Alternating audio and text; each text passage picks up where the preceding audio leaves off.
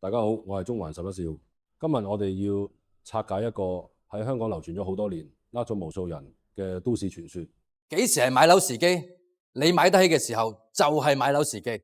你以為自己係買磚頭保值，但係對於呢個信仰，其實當中有幾多語言、藝術誤解呢？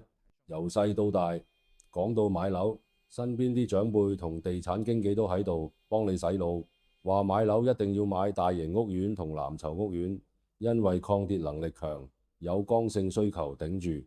至於納米樓呢，就以豪華會所做賣點，吹到係新一代最愛。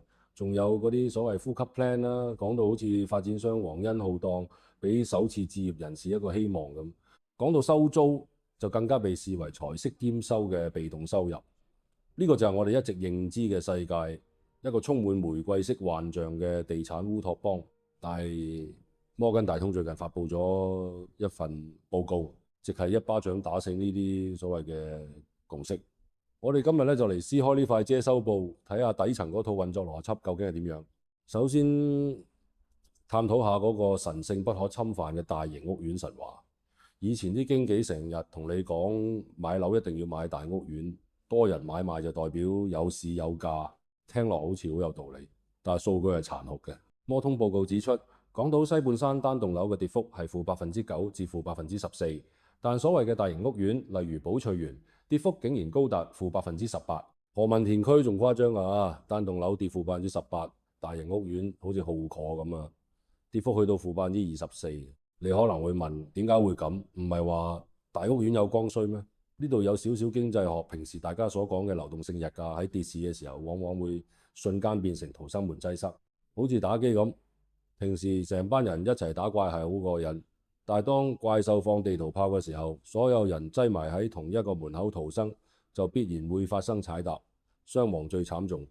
大型屋苑呢，成交量大啦，咁代表咧，當恐慌情緒嚟到嗰陣咧，你會有幾千個鄰居同你一齊驚㗎。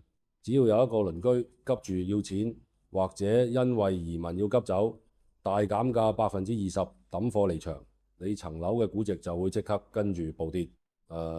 銀行估價係無情嘅，佢唔會理你裝修得幾靚，佢只會參考最近期嗰單成交。相反，單棟樓因為成交稀少，業主多數係長線自住客，反而唔容易出現呢種互相踐踏嘅慘劇。你以為買藍籌屋苑係買保險，其實你係買緊一張隨時會被鄰居因為恐慌而撕爛嘅彩票。你嘅資產淨值原來係由屋苑入邊最急錢、最捱唔住嗰個弱者嚟定價咯。呢個先係現實世界嘅殘酷法則。好啦，講完大屋苑，我哋睇下另一個世紀大陷阱——納米樓。報告入邊有個經典案例，就係西營盤嘅 Artisan House 對比晉成峰。喺2020年嗰陣，Artisan House 呢類主打生活品味嘅納米樓，尺價高達33,000至34,000蚊，而隔離較為正常嘅晉成峰只係賣25,000至26,000蚊。當時啲人失去理智，覺得新樓會所靚，大堂有雲石就係尊貴，心甘情願俾高達30%嘅日價。嚟到2025年或者2026年發生咗咩事啊？Artisan House 呈現插水式嘅暴跌到20,000至21,000蚊，反而晉成峰仲守到22,000至23,000蚊。納米樓咧由原本貴人一截，變咗咧賤過地底泥。呢個就係市場對非人生活空間嘅最終判決。市好嗰陣，大家可以為咗個靚大堂自我催眠，去忍受瞓窗台。但係當市淡，潮水退咗，大家就會醒，原來我哋唔可以喺會所度瞓覺。樓嘅核心價值咧，始終係實用面積啊同居住體驗啊。嗰啲曾經以高過二手市價30%接貨買納米樓嘅業主，恭喜你！你唔係做緊資產配置，你係做緊慈善，用自己啲血汗錢幫發展商填咗個深淵大坑。接住落嚟，我要講地產遊戲入邊啦。最邪惡嘅地方，呼吸 plan。以前提到呢類 plan，大家會覺得發展商大發慈悲，有呼吸就借錢俾你買樓，但係請你博大眼睇清楚代價。首2年蜜月期過咗之後，利息係 P 加1%，即係高達6.125%。對比翻正常銀行按揭，大約係3.25%。你以為捱過2年就可以轉按啦？假設你層樓由800萬跌到600萬，跌咗25%，你想轉去正常銀行啊？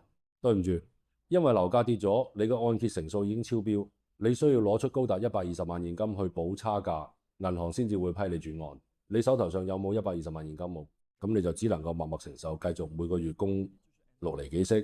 呢個係一個完美嘅死局。發展商從來都唔係賭樓價升，佢哋係賭你走唔喐。佢哋用極低嘅入場門檻引你入局，然後用高昂嘅利息綁死你。呢個根本唔係咩金融服務，係徹頭徹尾嘅現代版賣身契。你以為自己買咗層樓，其實你係將自己未來30年嘅勞動力以一個極低賤嘅價錢賣咗俾發展商同財務公司。我哋拆解另一個經紀最中意用嘅口頭禪，話租金回報高過按揭利率，買嚟收租好划算。摩根大通嘅報告再一次無情咁篤穿呢個幻想。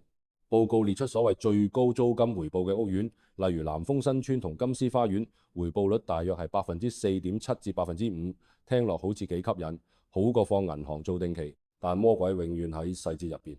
如果你係用緊頭先提到嘅呼吸 plan 或者二按，你嘅資金成本隨時喺6厘以上，呢個就係典型嘅負利差。你每個月喺租客手入邊收5蚊，但轉頭就要還6蚊俾銀行，你呢啲係倒貼錢打工。更諷刺嘅係呢啲所謂高回報屋苑，樓價跌幅通常最驚人。南豐新村由高位跌咗38%，金絲花園跌咗37%。你每個月賺緊嗰少少租金差價，但係其實你損失緊幾百萬嘅巨額本金。經紀叫你以租養貸，實際上係叫你割肉餵鷹。你正喺度用自己辛辛苦苦儲翻嚟嘅本金去供養一個根本行唔通嘅龐氏槓桿遊戲。最後摩通報告甚至罕見咁披露咗地產經紀嘅黑暗兵法。你有冇試過喺網上見到一啲平到離譜嘅盤，打俾嗰個經紀，佢肯定會話：哎呀，真係好抱歉，嗰個盤今朝啱啱賣咗，不過我有另一個差唔多嘅，貴少少啫。呢個就係報告所講嘅釣魚陷阱盤，佢哋用一個根本唔存在嘅超低價盤做呢，有筍盤，引你主動踩入陷阱，攞咗你聯絡方式之後就瘋狂製造恐懼。第一步，佢哋會虛報業主底價，令你覺得自己成功殺價，沾沾自喜。第二步，帶你遊花園，專登帶你睇幾間殘破不堪嘅劣質盤，消磨你意志，最後先帶你睇一個正常盤，令你覺得嗰個盤簡直係天仙下凡。第三步，星期六晚逼簽約，利用你行咗成日嘅疲勞同埋錯過就冇嘅心理壓力，逼你即場簽字。咁大家應該點應對？摩根大通建議大家咧要揾多幾個唔同經紀互相制衡啦，甚至要扮老手啊，唔好表現到自己好急買啊。呢番話其實係暗示緊喺呢個充滿大話同算計嘅市場，誠實同天真就係你最致命嘅弱點。如果對我哋嘅財經故事同深入分析有興趣，記得訂閱我哋嘅中環十一兆，仲要撳埋個小鈴鐺，咁就唔會錯過我哋嘅最新內容。如果想睇更深入嘅文章，記得訂閱我哋嘅 Patreon。我哋下一集再見。